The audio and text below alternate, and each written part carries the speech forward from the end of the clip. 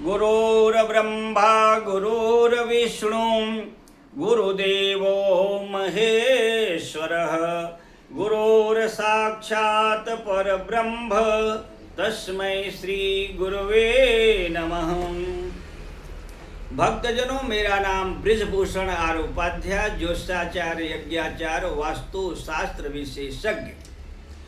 भक्तजनों, आज के वीडियो का नाम है ऋषियों के ज्ञान से घर में सुख शांति लक्ष्मी की प्राप्ति। लक्ष्मी सभी चाहते हैं, घर में सुख शांति सभी चाहते हैं, तो ऋषियों के बताए हुए ज्ञान से हमारे घर में सुख शांति लक्ष्मी प्राप्ति कैसे हो, इसके बारे में आज हम सभी भक्त लोग संपूर्ण जानकारी प्राप्त करेंगे। घर के बीच का स्थान हमेशा स्वच्छ रखना चाहिए। घर के बीच का स्थान ब्रह्मा जी का माना जाता है। दरवाजे के ऊपर गणेश जी की प्रतिमा या फोटो लगाना चाहिए। दरवाजे के बाहर नहीं, दरवाजे के अंदर सेंटर में बीचों बीच, जैसे आपके घर का दरवाजा बंद है और दरवाजे के ऊपर सेंटर में गणेश जी की प्रतिमा या मूर्ति या फोटो लगाना चाहिए। बाहर जाते समय, घर से निकलने के पहले, जूता चप्पल पहनने के पहले हाथ जोड़कर गणपति जी से प्रार्थना करो। जिस काम के लिए हम जा रहे हैं वो कार्य निर्विघ्न रूप से पूर्ण हो। प्रार्थना करने के बाद फिर जूता चप्पल पहने बाहर जाएं। आप जिस काम के लिए जा रहे हैं वो कार्य सफल होगा। आगे हमारे ऋषि क्या कहते हैं? ईशान्य दिशा पूर्व और उत्तर का कोना ईशान्य दिशा रहता है। ईशान्य दिशा हमेशा पवित्र रखना चाहिए। ईशान्य दिशा अशुद्ध है, घर में मानसिक तनाव रहेगा। जिस घर में मानसिक तनाव रहता है, परिवार के हर सदस्य चिंतित परेशान रहते हैं, तो समझ जाना चाहिए ईशान दिशा अपवित्र है। तो ईशान दिशा थोड़ा खाली रखें और पवित्र रखें तो मानसिक तनाव नहीं रहेगा। जड़ सामान सोफा सेट हमेशा दक्षिण या पश्चिम दिशा में सोफा सेट रखना चाहिए। कपाट दक्षिण दिशा में रखें, कपाट का मुंह उत्तर दिशा में होना चाहिए। आने वाले अतिथि का रहने की व्यवस्था वायव्य दिशा में रखना चाहिए। वायव्य दिशा पश्चिम उत्तर का कोना होता है।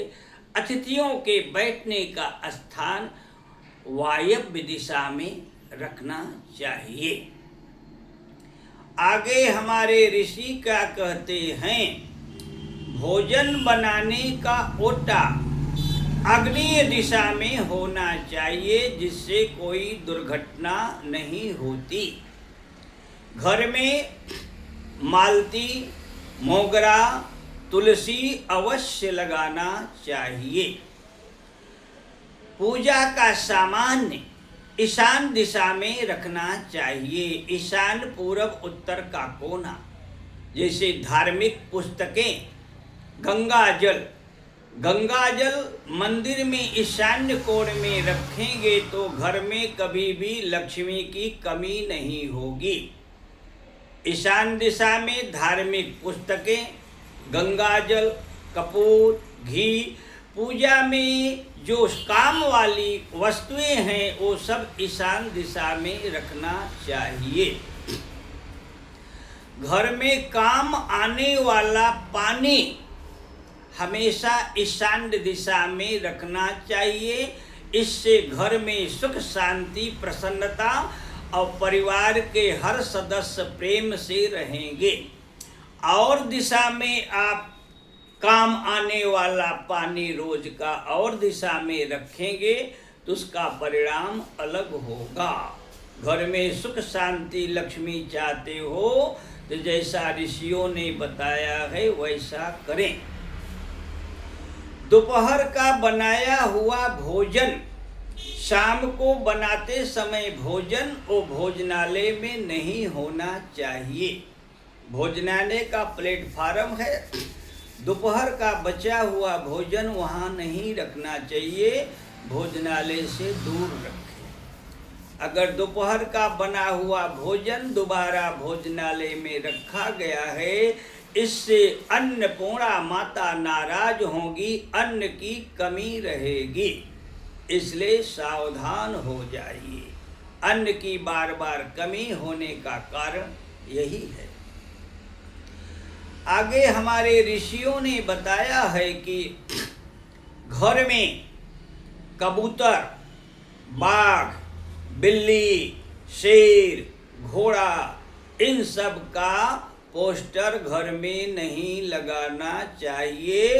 अगर लगाए हैं तो आज ही निकाल दीजिए। ये सब पोस्टर घर में रहने से घर में अशांति और लक्ष्मी की हानि होती है।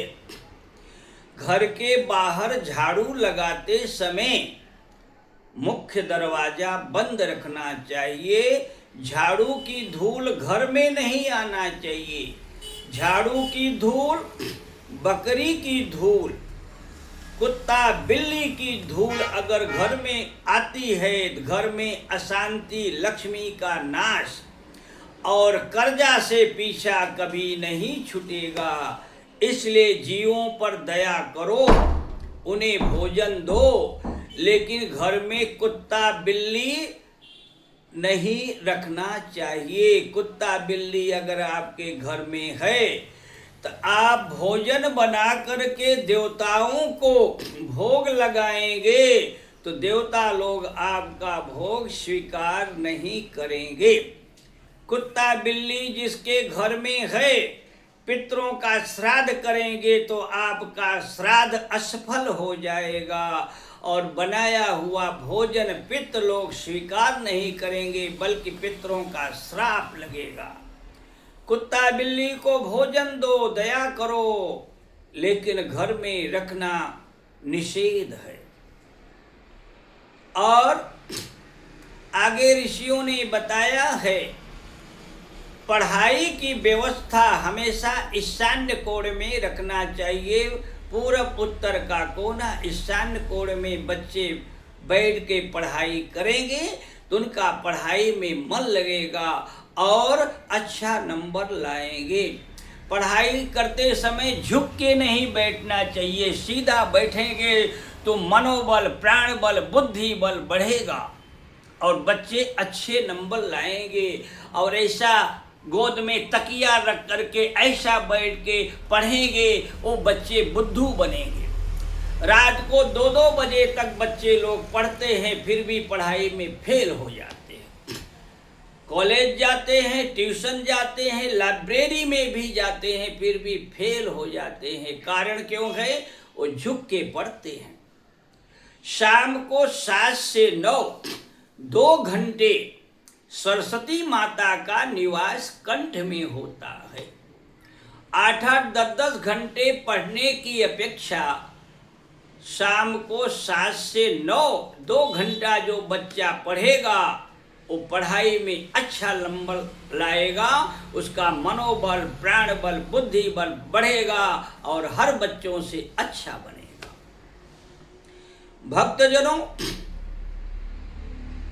लोग जूता चप्पल पहन करके भोजन करते हैं और घूम कर खड़े होकर भोजन करते हैं, इसको बोलते हैं राक्षसी पार्टी। ये विदेशों का नकल भारत में आ गया और खड़े होकर जूता चप्पल पहन कर भोजन करने को अपने आप को बड़ा बुद्धिमान समझते हैं। ये भारतीय संस्कृति, भारतीय परंपरा का गला घोटते हैं। उनको नहीं मालूम है कि खड़े होकर भोजन करना, जूता चप्पल पहनकर भोजन करने से क्या हानि होती है। आपका मनोबल, प्राणबल, बुद्धि बल कमज़ोर होगा, आपका लीवर कमज़ोर होगा, आप चिड़चिड़ापन, क्रोध, चिंता, अशांति बनी रहेगी जूता चप्पल पहन करके भोजन करने से। तो इस परंपरा का त्याग करो। कुर्सी टेबल पर बैठ करके नीचे पैर करके जो भोजन करते हैं उनका लीवर कमजोर होता है। कभी अगर आपको भोजन करना पड़ा किसी दिन कुर्सी टेबल पर बैठ के, तो ऐसा बैठ के भोजन करिए। ऐसा बैठ के भोजन करने से आपका लीवर मजबूत होता है।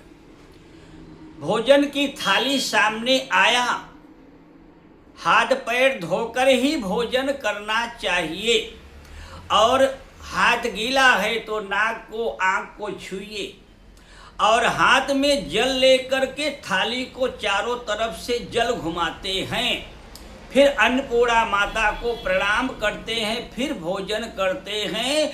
इसमें बहुत से वैज्ञानिक और आध्यात्मिक रहस्य छुपा है। जल हाथ में लेकर थाली को क्यों घुमाते हैं, इसका रहस्य छुपा है। रहस्य क्या है? जब हम हाथ में जल लेकर के और थाली के चारों तरफ जल घुमाते हैं तो दुष्ट आत्माओं का, दुष्ट व्यक्तियों का असर उस भोजन पर नहीं पड़ता, इसलिए जल घुमाते हैं। ये आध्यात्मिक और वैज्ञानिक रहस्य है। तो वो भोजन नहीं प्रसाद बन जाता है। वो भोजन करने से आपका मनोबल, प्राणबल, बुद्धि बल बढ़ता है। और जो नीचे पैर करके जूता चप्पल पहन के खाते हैं, क्रोधी, अशांति, वो राक्षसी प्रवृत्ति है। और आगे ऋषियों ने बताया, अगर ऐसा करते हो तो आज से ही सुधर जाओ। जूता चप्पल पहन करके माता पिता गुरु बड़ों को प्रणाम नहीं करना चाहिए। जूता चप्पल पहन करके माता पिता गुरु संत बड़ों को प्रणाम करेंगे तो आपका एक सप्ताह तक किया हुआ पुण्य उसी समय नष्ट हो जाएगा। कितनी हानि होती है। जूता चप्पल निकाल के हाथ पैर धो करके फिर मंदिर हो, आश्रम हो, मठ हो, वहाँ पर जाना चाहिए। कई व्यक्ति जूता चप्पल तो निकाल देते हैं लेकिन मोजा पहनकर मंदिर में जाते हैं, यज्ञशाला आश्रम में जाएंगे, वहाँ भी आपका पुण्य नष्ट होगा, कोई फायदा नहीं होगा। मैं जब यज्ञ कराता था तो यज्ञशाला में कोई व्यक्ति मोजा पहन के आता था तो सावधान, पहले मोजा निकालो, हाथ पैर धो फिर आओ। हाथ पैर धो करके भोजन करने की परंपरा, ऋषि परंपरा, सनातन धर्म की परंपरा है, रहस्यों से भरा है। अगर आप जिस मठ मंदिर में, आश्रमों में 10-10 लाख व्यक्ति भोजन करते हैं, वहाँ पर भी नीचे बैठकर भोजन करने की परंपरा बनाया गया है। आपका मनोबल, प्राण बल, बुद्धि बल तेज हो, आपका लीवर मजबूत हो, इसलिए बैठ करके भोजन की परंपरा ऋषियों ने बनाया है। भक्तजनों, आपके घर में सुख शांति लक्ष्मी की वृद्धि चाहते हो तो ऋषि परंपरा का ज्ञान मत भूलो। ये वीडियो बनाने का मेरा उद्देश्य है, 40 साल पहले मन में ये भावना उठी, आदेश हुआ लिखो, तो मैंने लिखा वो 40 साल पहले। फिर अभी 10 महीने पहले ऐसा प्रेरणा हुआ, जो लिखा है ऋषियों, जो ज्ञान लिखा है दूसरे को बांटो।